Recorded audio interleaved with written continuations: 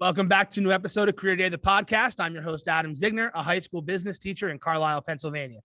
Today, I'm joined by Stephen Pianovich. Stephen is currently a sports editor for CBS Sports, covering mainly Major League Baseball, the NBA, and soccer. Stephen, welcome in.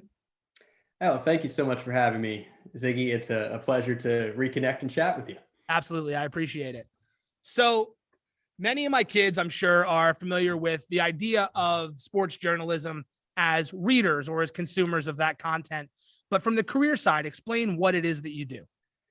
Yeah, so sports journalists are basically, the bare bones is they are the people who report on sports and sports news, and that can cover a lot of different things these days. It can be the people who are in a press box at a game and at a press conference for a coach or a player. It can be people who are working for a smaller local paper who are at a high school basketball game or a high school football game, taking stats and doing interviews after a game like that. It can be people who are on TV doing broadcast news. It can be people who have podcasts. It can be people who work for websites or blogs. It's a whole bunch of different things are going on right now in sports journalism, but it's basically, yeah, there are many different ways to do it right now. And it's the people who cover sports for news outlets. Yeah.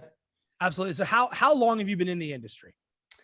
So I got started, I attended Penn State and I got there in 2010.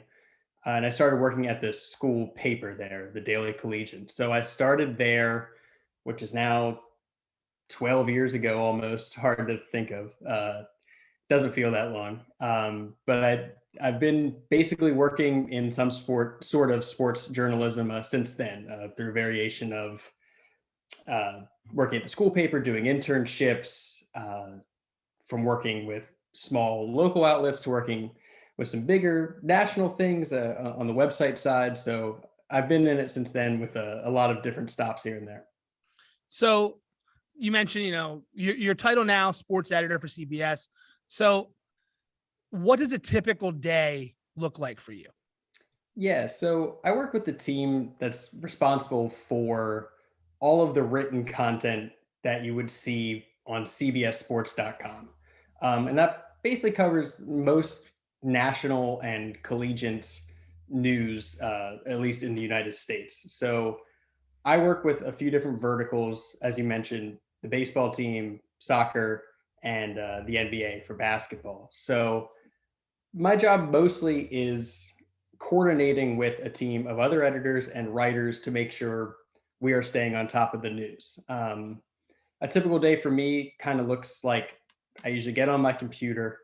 I work from home, which has definitely both pros and cons, but we all communicate via Slack, which is a popular thing people use these days to just kind of have everyone in one place, and you can easily message each other, drop in links for other things you see and stuff like that. But a typical day for me is checking the news to make sure that we are covering all the news items that we want to cover. We usually have a budget, which is different stories we are planning to run throughout the week. So sometimes there'll be these scheduled stories that are already ready to be published. Sometimes there are things I need to read and get published. So the first thing I do is just to check to see if there's any news out there. And then after that, it's basically reading stories and working with our team of writers to create new content for that day. And that's usually saying, hey, here's something I saw.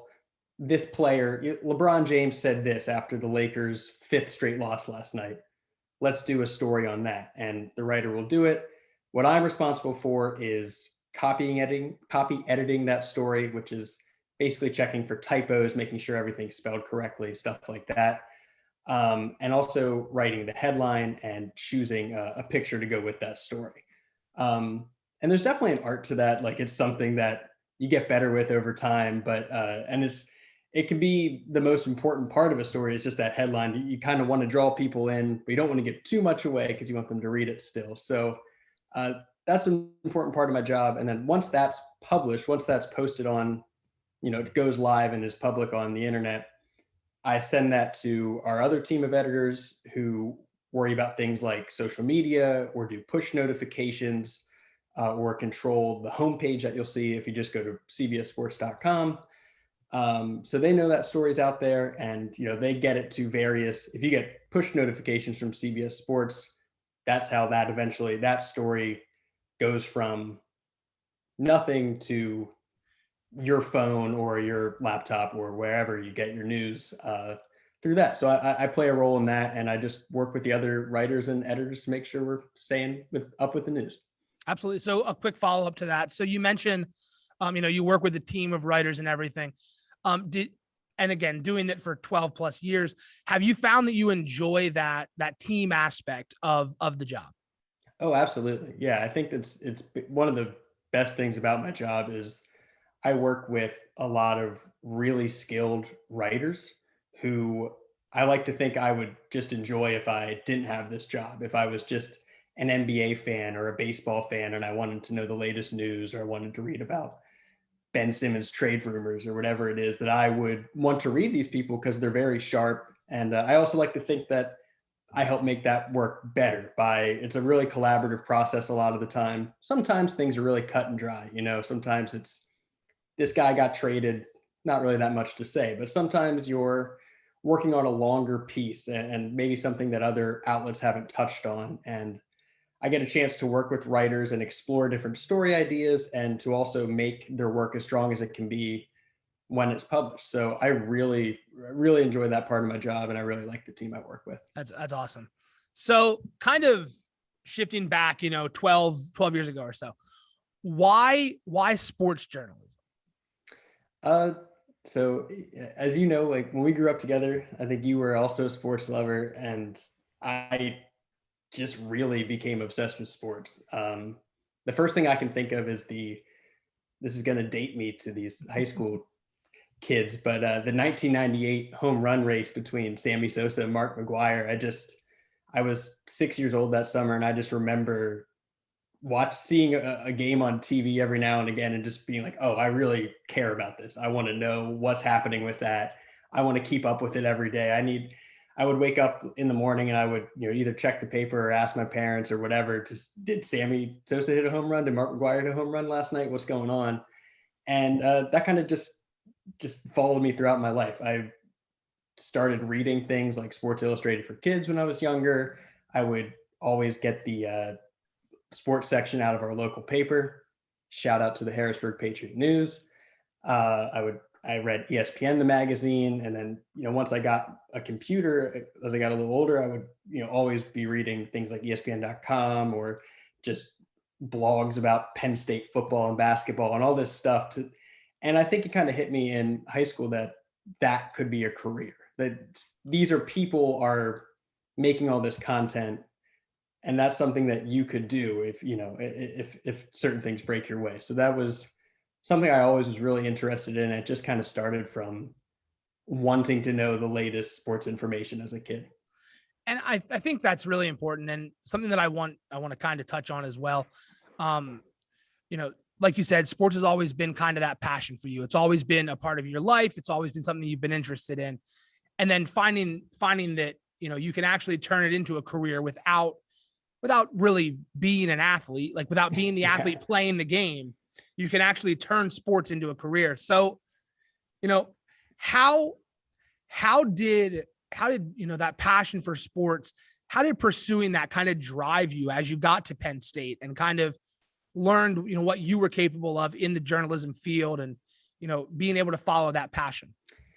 Yeah, I think I just always really wanted to know the latest thing. And I wanted to be the one who got to ask questions to athletes or coaches about, why they made this decision or what this means to them, or just certain things. Like I was always very curious about it. And it was just something that I was so interested in. I played 3 sports growing up. I was okay at soccer, but I was not very. I'm only 5'9", so I don't have a pro career in basketball on my horizon or anything. But I always just cared about sports growing up, and I just wanted to know things about them. So I soaked up all that information. Yeah, and then once I got to Penn State, I started working for the school paper, and started out, I think I covered track and field was the first thing I got to do. And I didn't know really anything about it, but it was a chance for me to talk to athletes and talk to coaches who were performing at these really high levels. And it was a really fascinating experience and something that really showed me that I could do this as a career.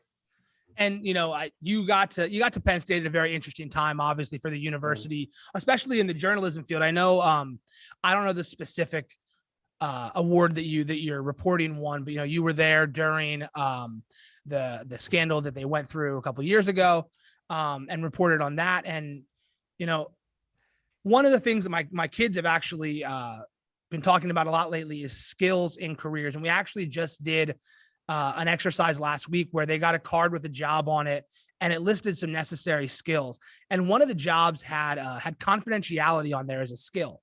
And I actually, one of the kids raised their hand and said, "How is confidentiality a skill?" And your job is actually a perfect example of times where that might be necessary.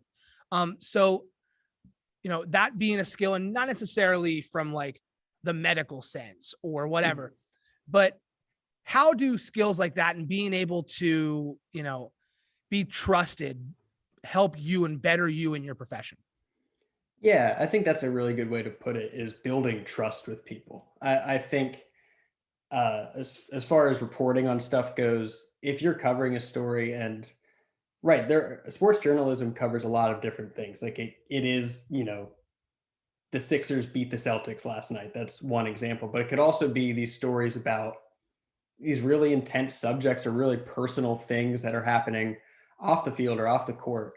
And I think that's where the trust really comes in. That if you're, if you want to write a story about what is happening with this athlete that might be going through a personal crisis, or might have, they didn't have the performance they wanted to have, or something else happened, that if you talk to them enough, if they know who you are, if you are able to show up all the time and show you're invested and show you care about this person and care about this story, I think that makes a huge difference. And just building trust with people, with sources, is going to make you, it's probably going to make you better in any job, but it'll definitely make you a better reporter and a stronger journalist for sure.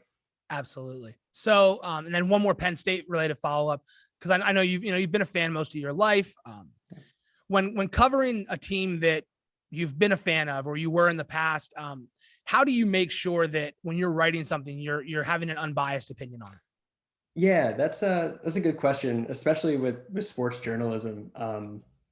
So I remember when I was at Penn State, the first time I was ever in a press box was at Beaver Stadium, and it was like the week before I was like in the student section as a fan, and the next week I think the paper had an extra press pass. Penn State was hosting Alabama, and I was in the press box, and it's just it's a very professional environment. Like you're inside, first of all, which is kind of funny at a stadium, but you're completely separated from like the fans, and it just feels a lot different. So just being in that environment kind of made me feel like, oh, like I didn't really know what to expect, but it's a very professional environment. There is, right, if Penn State scores a touchdown, there is no clapping. Not that I don't know if they scored a touchdown against Alabama that year. They lost pretty handily, but there wasn't much to cheer about, which made it easier. But it has this professional environment for sure. And I just remember after that game, I got to interview, I'm going to date myself again, Trent Richardson, who your kids probably don't know who that is. Nope. But I got to interview him after that game, and I had this experience in the press box, and it just again was one of these things where like, oh, I think I would rather do that instead. And I love being a fan, and I'm still a fan of many teams. But when it comes to your work, you can balance it. And I think there's also something to be said for keeping that passion. Because you're a fan of a team doesn't mean you can't cover them in a certain way. It means you can't wear your Penn State jersey and go crazy in the press box. But right. If you are a fan of the Phillies and Bryce Harper is in an 0 for 25 slump, like you don't want a story. talks about how great Bryce Harper is, I think you want to know what's going on with Bryce Harper. Why, what is he pushing too hard? Is he not seeing the ball well? Is something else going on off the field, or an injury or something like that? And a good journalist will find that out. And they would be invested in that team and invested in these players to know that something's off there. So I think being a fan certainly does not eliminate you from being a sports journalist. It's probably, in a way, a prerequisite that you kind of have to just shift and alter as you get into the job. Awesome. So kind of, again, you've been doing this in some capacity for 12 years, but early on, was there somebody who kind of helped you or inspired you to take the steps you've taken now? Yeah, I think, I guess I'm going to go back to Penn State again. It was actually when I was in high school, I also really cared about Penn State basketball, which I knew a ton of Penn State football fans, but I did not know a single other person who cared about Penn State basketball. But there was a writer for the Patriot News, sports columnist, David Jones, who always covered Penn State basketball. And I looked forward to reading, if Penn State had a game the night before, I would get the paper the next day and read. That was the first thing I did, was like first thing in the morning. If we had our paper, I would read his column about Penn State basketball, because it was like it was just for me. I don't know who else the audience was, but I was like, thank God someone's doing this. And I actually, right after college, I did some freelancing for the Patriot News, and I got to work with Dave a little bit. And he's just, a person who's a veteran of the industry who really knows what he's doing, and was really helpful. But just to have, I think just knowing that I could be someone who is writing stories for that other fan out there who maybe this team is ignored, or this storyline is ignored by a lot of other people. But if I'm the person who's paying attention to it and doing it well, that people out there will value that. So I really, dating back to my years in high school, reading the local paper, that was a big deal for me. Absolutely. So, couple other ones here that my students definitely kind of threw out to me as well. You've talked about your favorite things and, kind of working on that team and getting to support those people. What would you say is the most difficult part of your job? Yeah. I think the most difficult part of my job is when there are lots of things happening at once. There can be a lot of times where I feel like I'm balancing a handful of different things, and that can be, this week is the NBA trade deadline, for example, and there's probably going to be dozens of different deals, and some of them more notable than the other ones. And the point is, there will be all this news happening at once, and it's really tricky, and it can be difficult to kind of figure out, okay, we have this writer covering that story, we have this person doing that, I know this editor is helping with this thing. What am I going to do? And like, where can I be the most helpful? And how can we make sure we're doing our best job to stay on top of all this news while there's a ton of news at once? So it's definitely a tricky thing as stuff happens all at the same time. And it can feel like you're just in this avalanche of, like, as soon as you do one thing, there's this other thing to do. And it's almost like whack-a-mole. You're trying to like keep everything updated and make sure you're on top of everything, but it can feel like you're never done. So balancing that and finding ways to be able to do that, and to be able to do it well. And you want to make sure you're sending out work that is accurate, mistake-free, timely, and all these things in that kind of fast-paced environment can be tricky, but you get better as you do it. And it's a lot easier with a strong team with you. And mentioning that kind of along the same lines, this was an interesting question, and the way the person worded the question made me laugh. But how do you handle deadlines? And the follow-up side of that is this also kind of how you handled them in school? Yeah, I would say so. I think deadlines, I am personally a person who kind of needs a deadline. If I know something I got to get a story done by 9 p.m., I'm probably getting it done at like 8:30 if I'm the person writing it. But now as someone who's editing the work, I'm like, why didn't we do this sooner? So deadlines are definitely a useful thing. And I think a lot of people in journalism are deadline driven people. They kind of need that deadline there to kind of set a goal and to make sure that work gets done. And as far as schoolwork, I kind of did the same thing. Um, when I was a student, I was always pushing stuff until the last minute. But as I've gotten older, I've definitely got a little bit away from that, just being on the other side of it, knowing that I'm like, I don't want to have to do this right at the last minute. Let me try to get some of the work done beforehand, and it'll be easier when that deadline comes. So I'm a deadline oriented person, but I suggest trying to get a good bulk of what you're going to do done as much as you can ahead of time, if you can. So, and I've definitely seen such a different world now as a teacher. Yeah. I was always the papers due at midnight, turn in 11:58 guy, Yeah. especially during college. And Mhm. now I chuckle when I get the alert from our learning system that kids submitted an accounting assignment 3 minutes before it was due or anything like that. I'm like, oh, I was that person. Like I Yeah. recognize it now, and I recognize that, like, yeah, it definitely makes it harder when you put it off until that last second. But Yeah.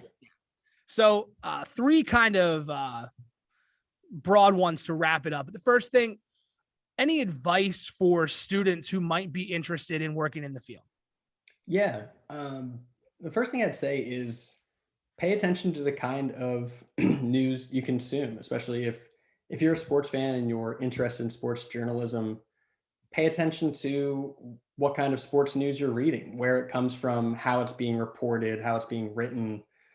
It could be a podcast, could be video, could be social media stuff. I mean, all that stuff kind of falls under the umbrella, and journalism and sports journalism are changing constantly now.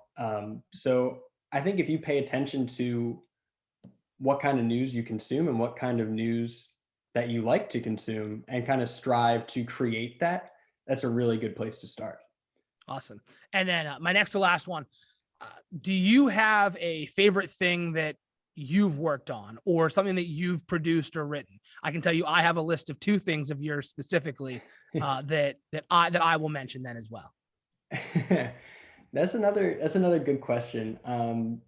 There were times at Penn State where you mentioned I was there during the Sandusky scandal about 10 years ago, and I had to do a lot of work that wasn't just sports journalism. It was more like just hard news journalism.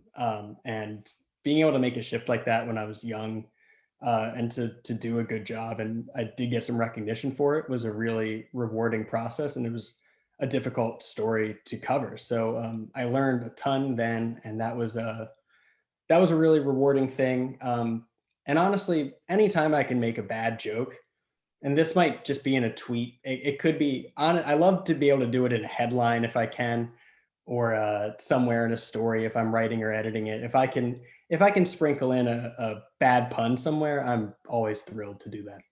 My 2 favorite pieces of Stephen Pianovich content. One would be the first time I got to read Piano's Keys in print. There we go. Yeah. I don't even remember the game, but my first time getting to read that was great. And then also, I just did a quick Google on you yesterday, and it reminded me of my favorite article I've ever seen you write. The complete list of times 30 Rock used sports jokes. Yeah. Easily my favorite piece. And that's like you mentioned there, like being able to make a joke. And that's kind of the other side of sports journalism that's what I read a lot of. Yeah.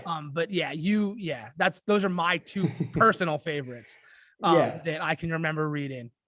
No, I always enjoyed doing Piano's Keys for the student paper. And that 30 Rock thing, it was kind of like what I mentioned before. It was like a piece that I would have loved to read. It was almost like I did it just for myself, right? Like a piece of content. It's what would I want to read, and that's the perfect example of it. So, and I would also be remiss if I didn't mention my favorite piece of Pianovich journalism, over the course of my life is the Paul Pianovich not serving cones in the dining hall thing that gets posted on a regular basis from you on Twitter.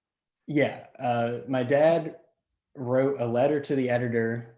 He also went to Penn State, and there was a sign at the ice cream stand that said, we are not serving cones. And my dad wrote a letter to the editor, basically calling out this ice cream parlor for its discrimination against cones, which is exactly the kind of joke that has made me who I am today, I think. For sure. So I'm wrapping it up with one question for everybody I've asked this to. What advice do you wish you would have gotten as a high school kid about college, careers, or life that you didn't get, but looking back now, you would love to give? Yeah, I would say you don't have to put pressure on yourself.